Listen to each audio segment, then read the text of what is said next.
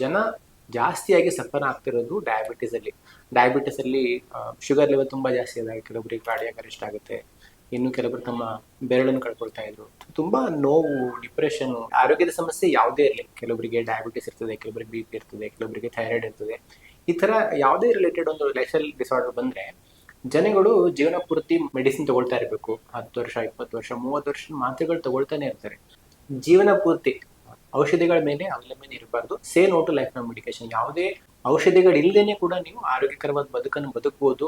ಹಾಗೆ ಮಾಡಬೇಕು ಅಂತ ಬಿಟ್ಟು ನಾವು ಗುಡಿಚಾರವನ್ನು ಶುರು ಮಾಡಿದ್ವಿ. ಅದು ಮೂಲ ಉದ್ದೇಶವಾಗಿ 20 ವರ್ಷ, 30 ವರ್ಷದಿಂದ ಮಾತ್ರೆಗಳನ್ನು ತಗೊಳ್ತಿದ್ರು. ಆ ಎಲ್ಲಾ ಮಾತ್ರೆಗಳನ್ನು ತೆಗೆದುಬಿಟ್ಟು ನಾವು ಕೇವಲ 6 ರಿಂದ 9 ತಿಂಗಳಲ್ಲಿ ಅವರಿಗೆ 0 ಮೆಡಿಸಿನ್ ನಿಲ್ಲಿಸ್ತಾ ಇದ್ವಿ. ಮುಂದಿನ 3 ವರ್ಷಗಳಿಗೆ 30 ಲಕ್ಷ ಡಯಾಬಿಟಿಸ್ ರೋಗಿಗಳಿಗೆ ನಾವು ಡಯಾಬಿಟಿಸ್ ರಿವರ್ಸಲ್ ಮಾಡಬೇಕು ಅಂತ ಹೇಳ್ಬಿಟ್ಟು ಒಂದು ಸಂಕಲ್ಪ ಮಾಡಿಬಿಟ್ಟು ಈ ಒಂದು ವರ್ಕ್ ಅನ್ನು ಶುರು ಮಾಡಿದ್ವಿ.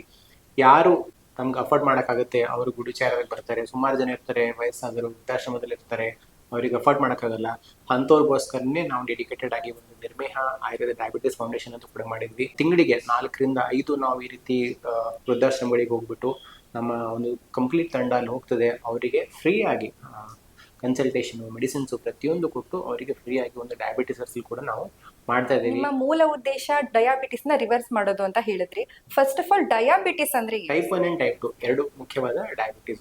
ಸೊ ಟೈಪ್ 1 ಅನ್ನೋದು ಯಂಗರ್ ಆಡಿಯನ್ಸ್ ಅಲ್ಲಿ ಬರ್ತಕ್ಕಂಥದ್ದು, ಬಿಫೋರ್ 30 ಏಜ್ ಅನ್ಕೊಳ್ಳಿ.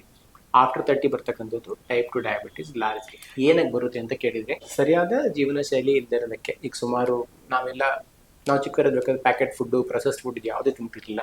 3 ಹೊತ್ತು ಮನೆ ಊಟ ಇರ್ತಿತ್ತು. ಇವಾಗ ಪ್ರತಿಯೊಂದಕ್ಕೂ ಪ್ಯಾಕೆಟ್ ಫುಡ್, ಎಲ್ಲೂ ಚೀಪಾಗಿ ಸಿಗ್ತಿರೋದ್ರಿಂದ, ಹೇರಳವಾಗಿ ಸಿಗ್ತಿರೋದ್ರಿಂದ ಪ್ರತಿಯೊಂದು ಪ್ಯಾಕ್ಡ್ ಫುಡ್ ಮತ್ತು ಇದೆಲ್ಲ ಪ್ರಿಸರ್ವ್ಡ್ ಫುಡ್. ಮತ್ತೆ lot of varieties of food. ನಮ್ಮ ಬಾಡಿ ಎಷ್ಟು ಕೆಪಬಿಲಿಟಿ ಇದೆಯಲ್ಲ, ನಮಗೆ 2 ಹೊತ್ತು ಊಟ ಮಾಡೋ ಕೆಪಬಿಲಿಟಿ ನಮ್ಮ ಡಿಸೈನ್ ಇರೋದು ನಮ್ಮ ಬಾಡಿ.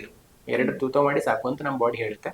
ಅದಕ್ಕೆ ನಾವು ಎಲ್ಲರೂ ಶ್ರೀಮಂತರಾಗಿ ಏನಾಗಿದೆ ಅಂದರೆ, ಅತಿಯಾದ ವೆರೈಟೀಸು, ಅತಿಯಾದ ಫುಡ್ಡು ಬಾಡಿಗೆ ಹೋಗ್ತಾ ಇದೆ. ಮತ್ತು ಅತಿಯಾದ ಜಂಕ್ ಫುಡ್ ಕೂಡ ಹೋಗ್ತಿದೆ. ಅದ್ರ ಜೊತೆಗೆ ಕೆಲಸ ಏನೂ ಇಲ್ಲ.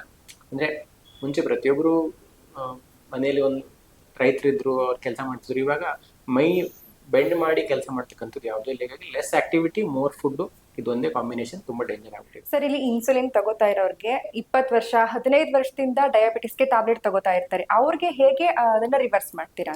ಇನ್ಫ್ಯಾಕ್ಟ್ ಯಾವ ಸ್ಟೇಜಸ್ ಅಲ್ಲಿ ಬಂದ್ರು ಟೈಪ್ 1 ಡಯಾಬಿಟಿಸ್ ರಿವರ್ಸಲ್ ಮಾಡ್ತೀವಿ ಅಂತ ಹೇಳಿಲ್ಲ. ಬಟ್ ಟೈಪ್ 2 ಡಯಾಬಿಟಿಸ್ ಅಂತ ಬಂದಾಗ ಕೆಲವೊಬ್ರು ಈಗಷ್ಟೇ ಡಯಾಬಿಟಿಸ್ ಬಂದಿದೆ ಅಂತ ಗೊತ್ತಾಗ್ತದೆ. ಅಂಥವ್ರಿಗೆ ಕೇವಲ 3 ತಿಂಗಳಲ್ಲಿ ನಾವು ಡಯಾಬಿಟಿಸ್ ನ ರಿವರ್ಸ್ ಮಾಡ್ತೀವಿ. ಇನ್ನು ಕೆಲವ್ರು ಏನಾಗ್ತದೆ ಅಂತಂದ್ರೆ 4-5 ವರ್ಷದಿಂದ ದಿನಕ್ಕೆ 1-2-3 ಟ್ಯಾಬ್ಲೆಟ್ ತಗೊಳ್ತಿರ್ತಾರೆ. ಸೊ ಅಂಥವ್ರಿಗೆ ನಾವು 6 ಮಂತ್ಸ್ ಅಲ್ಲಿ ಡಯಾಬಿಟಿಸ್ ನ ರಿವರ್ಸ್ ಮಾಡ್ತೀವಿ. ಇನ್ನು ಕೆಲವರು ಇನ್ಸುಲಿನ್ ತಗೊಳ್ತವ್ರಿಗೆ 9 ಮಂತ್ಸ್ ಅಲ್ಲಿ ನಾವು ಡಯಾಬಿಟಿಸ್ ನ ರಿವರ್ಸ್ ಮಾಡ್ತೀವಿ.